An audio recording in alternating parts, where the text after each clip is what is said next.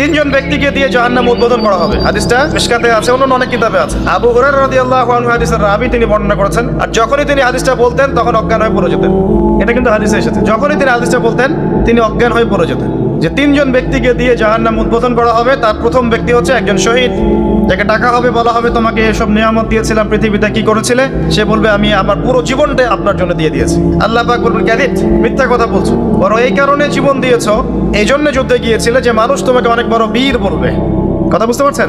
একজন ব্যক্তি রাসূল সাল্লাল্লাহু আলাইহি ওয়াসাল্লামের এই যে তাবু পাহারা দিচ্ছিলেন যুদ্ধের মাঠে তাবু পাহারা দিচ্ছিলেন, মুশরিকদের সাথে যুদ্ধ হচ্ছে। এমন সময় একটা দূর থেকে তীর চলে আসলো।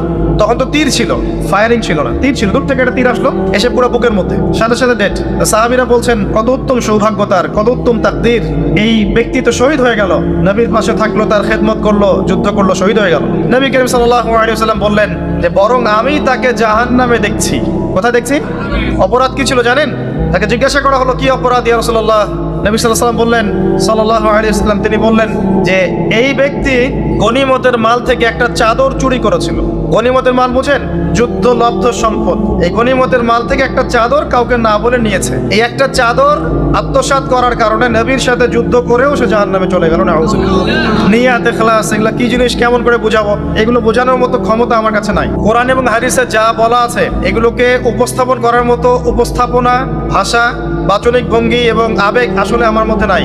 আমার মনে হয় না যে কোরআন এবং হাদিসে যা আছে হুবাহু এই জিনিসটা রাসূল সাল্লাল্লাহু আলাইহি ওয়াসাল্লাম সাহাবায়ে কেরাম ছাড়া অন্য কেউ বোঝাতে পারবে।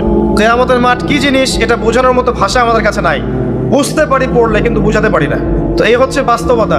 কোথায় কি করেছো? আমার পুরো জীবন দিয়ে দিয়েছি। মিথ্যা কথা। তুমি এই জন্য জীবন দিয়েছো যাতে মানুষ তোমাকে বড় বীর বলবে, জাহান্নামে যাও। সে কিন্তু আল্লাহর রাস্তায় জীবন দিয়েছে। আরেকজন ব্যক্তি দানশীল, অনেক দান করেছে, দাতা আতেন তাই, দান করতে করতে অবস্থা খারাপ। আল্লাহ পাক বলবেন কি করেছো? সব সম্পত্তি দান করে দিয়েছি। মিথ্যা কথা বলছো, এই জন্য দান করেছিলে যাতে মানুষ তোমাকে অনেক বড় দাতা বলে, জাহান্নামে যাও। আরেকজন ব্যক্তি কি করেছো? দিনের জ্ঞান অর্জন করেছিলাম, হাফেজ ছিলাম, আলেম ছিলাম, কারি ছিলাম, বক্তা ছিলাম, ইত্যাদি ইত্যাদি, মানুষকে দিনের পথে ডেকেছি। আল্লাহ বলবেন নাউযুবিল্লাহ, আল্লাহ বলবেন এই জন্যই কাজ করেছিলে যে মানুষ তোমাকে অনেক বড় আলেম বলবে, হাফেজে কোরআন বলবে, কারি বলবে, শায়েখ বলবে, ইত্যাদি ইত্যাদি, জাহান্নামে যাও। এত সহজ না ভাই। প্রথম বিষয় হচ্ছে নিয়াত ঠিক করা, ইখলাস ঠিক করা, কলব আগে পরিষ্কার করা। কিছু ইবাদত দেখেন দেহের সাথে সম্পৃক্ত। আপনি নামাজ পড়ছেন, রোজা রাখছেন, হজ করছেন, তাই না, যাকাত দিচ্ছেন, এগুলো কিন্তু ফিজিক্যালি এবং ইকোনমিক্যালি আপনি করছেন। কিন্তু আপনার অন্তর, কলব, আত্মা বলে একটা কথা আছে, এই আত্মার পরিশুদ্ধি না হলে ইবাদত কিন্তু বৃথা। এই আত্মায় এবং কলবের মধ্যে যদি অহংকার থাকে, হিংসা থাকে, রিয়া থাকে, লোক দেখানো বিষয় থাকে, অন্যের গীবত, তহমত, সমালোচনার সংস্কৃতি থাকে, বিদ্বেষ থাকে মনের মধ্যে, এটা কিন্তু ভিতরের ব্যাপার, তাহলে আপনার বাহ্যিক ইবাদত নষ্ট হয়ে যাচ্ছে।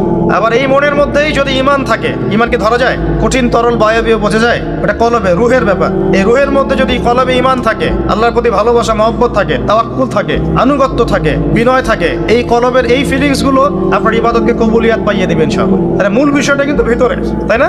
মূল বিষয়টা কিন্তু ভিতরে। আমি ভিতরে কেমন সেটাই মূল বিষয়। বাহ্যিক লেবাস পোশাক কেমন, আপনার বাহ্যিক আমল কত সুন্দর, এটা হচ্ছে বড় কথা, হচ্ছে ভিতরে আপনি কেমন।